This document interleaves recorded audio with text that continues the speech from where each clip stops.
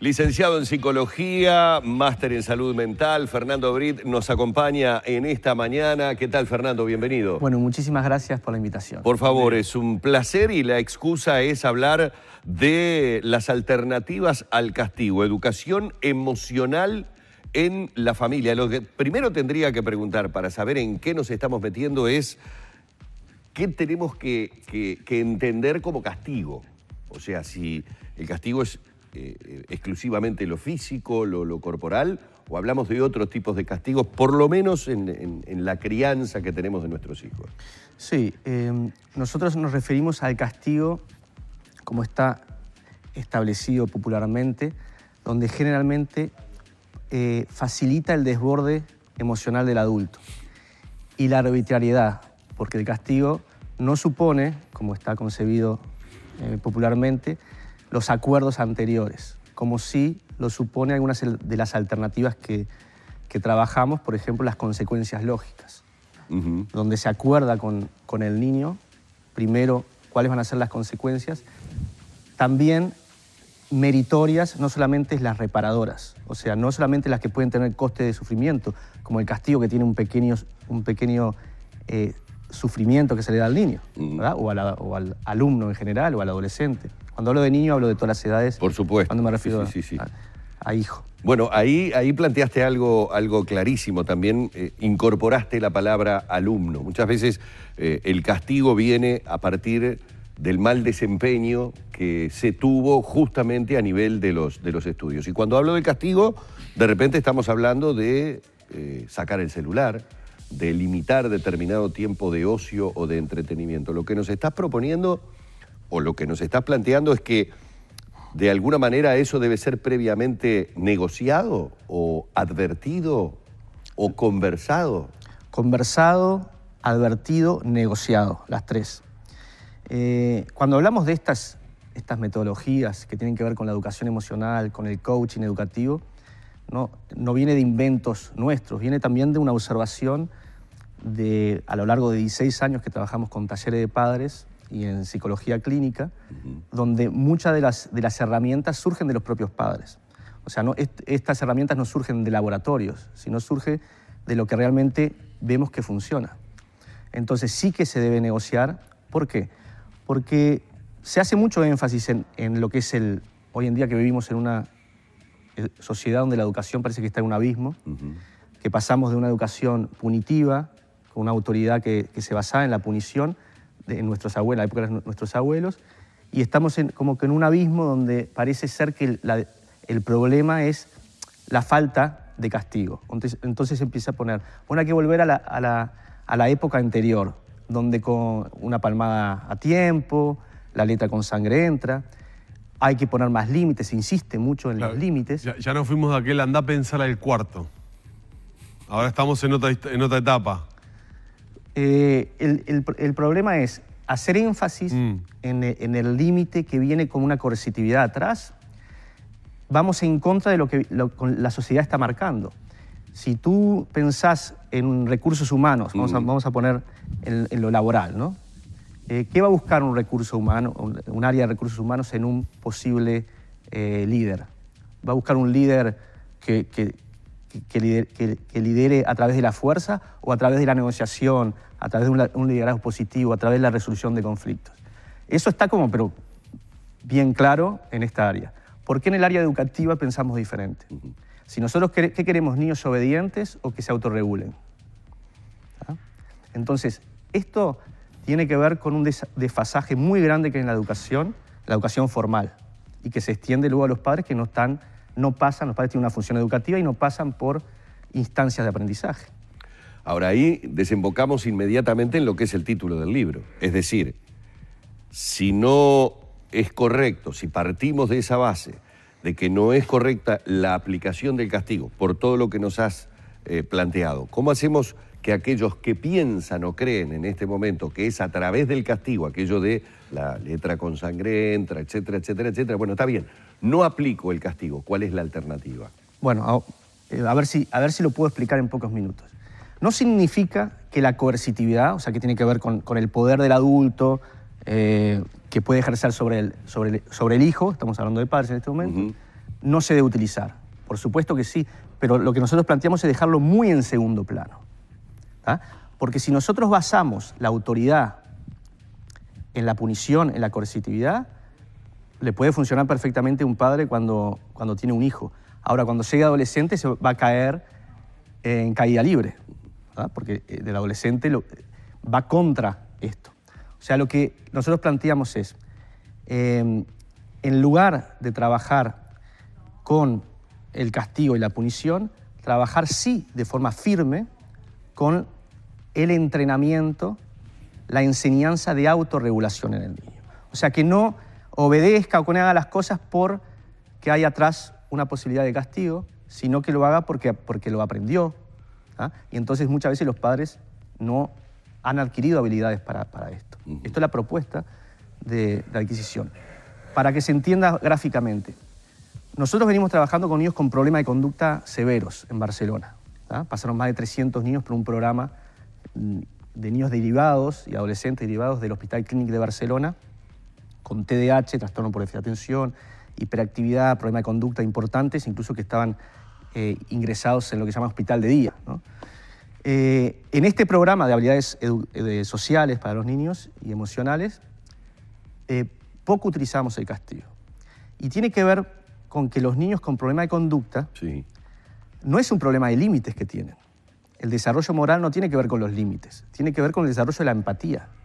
Y la empatía, que es el poder ponerse en el lugar del otro, ¿no? El poder comprender la situación del otro en el conflicto, no se puede imponer a la fuerza, no se enseña a la fuerza. Se enseña solo con la experiencia de haber sido comprendido. ¿Y cómo se transmite esto? En el día a día. No es en una charla, en un sermón.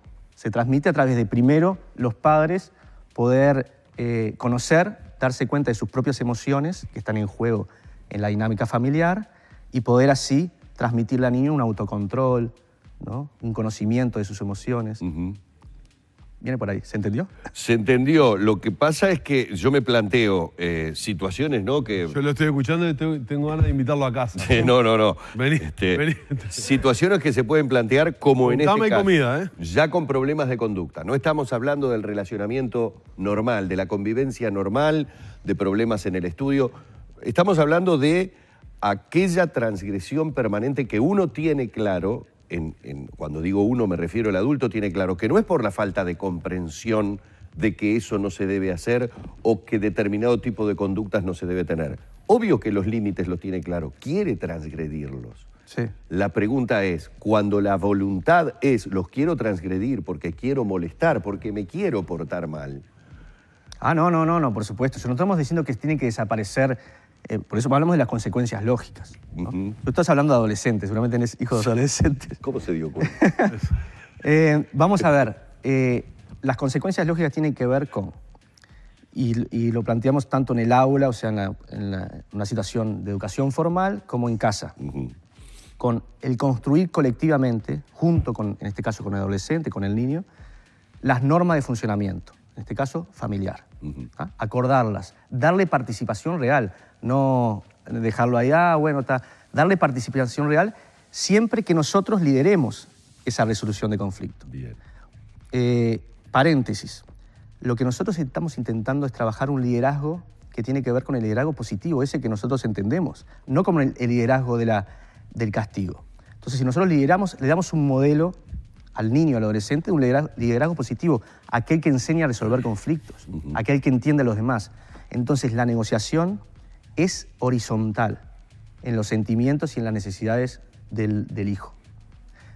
Hay una verticalidad en la decisión última, en el líder.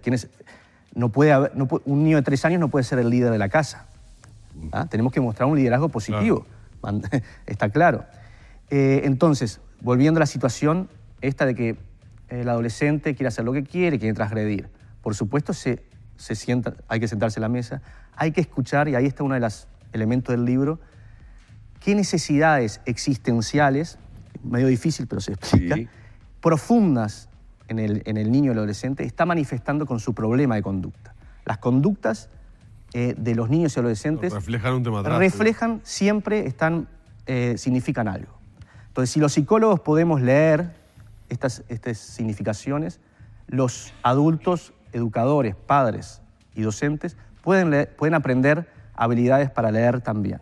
Una vez entendidas y comprendidas, leídas y intentar satisfacer por lo menos las necesidades que hay detrás, los límites son mucho más fáciles de poner. ¿Y cómo deben manejar las frustraciones los adultos cuando incursionan en este tipo de práctica o en este tipo de método y la conducta no modifica o no percibe en lo inmediato un cambio?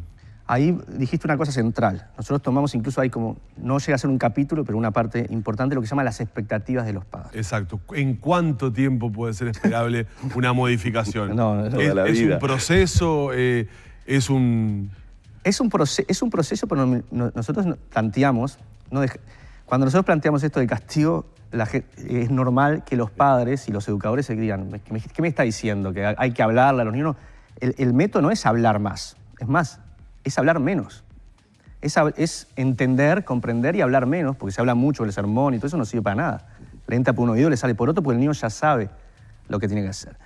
Es hablar menos y actuar más, que tiene que ver con las consecuencias, pero no actuar de modo del castigo. El castigo, por ejemplo, como decías, ¿qué diferencia hay con el castigo con lo que nosotros estamos planteando? El castigo a veces tiene que ver con el niño tuvo mal desempeño académico y lo dejamos sin la práctica de fútbol. Es un castigo. ¿Qué tiene que ver el desempeño académico con la práctica de fútbol? Nada. Nada. Lo que tiene que ver, lo que busca el padre o la madre... Lo que le gusta que le duela. Le duela, es castigo. Eso es el castigo, ese concepto de castigo. La consecuencia lógica es buscar qué lógica tiene esa conducta inadecuada, si se puede decir inadecuada, un bajo rendimiento, hay que ver, Sí. con la consecuencia que le vamos a imponer. Y ahí que hay que buscarla, hay que trabajarla, no hay recetas. ¿Tá? Pero si pensamos, puede haber, ¿no? Por ejemplo, si lo que no está estudiando porque está todo el día con la tablet, eso es una consecuencia, se puede reducir. ¿Tá? Pero la pregunta tuya era referida a otra cosa, ¿verdad? Claro, yo decía las de los adultos, expectativas, decía. La frustración del adulto al practicar o seguir este método sin percibir resultados, o cuánto tiempo se esperaba. Sí, no hay un tiempo, porque cada niño es un mundo, ¿no? Lo que sí tenemos que entender son los principios de las conductas, ¿no? Y ahí lo manejamos, que es que cualquier conducta tiene que tener un principio del gradual, del poco a poco. Si tu hijo adolescente no ordena el cuarto y parece una guerra, ¿no? Cuando entras parece una cosa tremenda, y vos te sentás a negociar con él, como borrón y cuenta nueva, vamos a negociar, vamos a sentarnos en la mesa, como debe ser que le tenemos que enseñar por su futuro, ¿no? Que la negociación está siempre presente, si queremos, ¿no? que vivan en sociedad adecuadamente. Entonces, vamos a borrón y cuenta nueva, vamos a negociar. ¿Qué vamos a pretender? ¿Que de un día para el otro mantenga el cuarto ordenado? Esa es la expectativa que puede tener un padre, una expectativa inadecuada. Porque de repente el que está escuchando hasta ahora dice, bueno, pero sobre la vía de lo coercitivo dice, papo, ordenás ya, porque si no tal cosa, y en 10 minutos queda ordenado. Digo, ahí está, digamos, la consecuencia de aplicar modelos distintos, ¿no? Sí. A ver, cuando uno tiene que posicionarse en líder, esto está clarísimo. Los padres y educadores que no se posicionan en un liderazgo marcharon a la vez. ¿Verdad? Entonces, de vez en cuando hay que mostrar una actitud de estas, ¿no? De bajar la caña, por supuesto. Pero lo que pasa es que estamos hablando todo el tiempo de bajar la caña, y hay otras herramientas, ¿verdad? O sea, tiene que ser lo que nosotros llamamos el plan B. El plan A, hay unos recursos y cada vez más muy poderosos para trabajarlos. Yo por lo que hemos estado escuchando, Fernando, creo, no sé si me equivoco, pero que este libro es sin duda para padres, este libro es para educadores, pero también puede ser perfectamente para aquellas personas que necesiten ejercer un liderazgo en sus trabajos a nivel empresarial, porque mencionás en muchos momentos de la charla ese trabajo de conciliación, de negociación y fundamentalmente de la percepción y el entendimiento de las necesidades del otro. Exactamente. Como que me parece que no es tan exclusivamente para papás y para educadores, sino también para aquellos que necesitan en su desempeño laboral ejercer como verdaderos líderes, ¿no? Sí, yo en realidad ponemos el ejemplo de esto porque a nivel laboral está muy claro, se hace en campus, ¿no? Sí. de humanización, ¿verdad? Y a nivel de educación parece que es más difícil. Si ustedes ven la evolución hace 100 años, ¿no? Lo que era un automóvil y lo que es hoy, lo que era un celular, lo que era un teléfono Sí. y lo que es hoy un teléfono, y ustedes ven un aula hace 100 años y lo que es hoy, Y es lo mismo. Es lo mismo. Entonces, la sociedad avanza hoy en día, cambia en 5, en 10 años cambian los niños, son otros. Antes era de 30, 40 años o más. Entonces, los docentes, volvemos a los docentes por la importancia que tiene la educación en este sentido, cómo puede ser transmitida a los padres, los docentes son formados para educar niños de hace 30 años y se enfrentan a niños hoy que no tienen nada que ver. Entonces, lo que nosotros planteamos es que si seguimos así, vamos a evolucionar a lo que se llamaría el homus tecnológicos, muy alfabetizados en lo que son las tecnologías, ¿no? Con una cabeza bien grande, un cuerpo delgado y unos dedos largos para interaccionar con los dispositivos tecnológicos, y muy analfabetos de las emociones. Entonces, estamos en un punto que creemos central, donde debemos dar una modificación en el sentido de incluir la educación emocional en la educación formal, y por supuesto que los padres ahí van a tener un rol fundamental. Este es el libro, ustedes lo han tenido en pantalla en más de una oportunidad. Alternativas al castigo, educación emocional en la familia. Hemos estado charlando sobre él con su autor, licenciado en Psicología y máster en Salud Mental, Fernando Brito.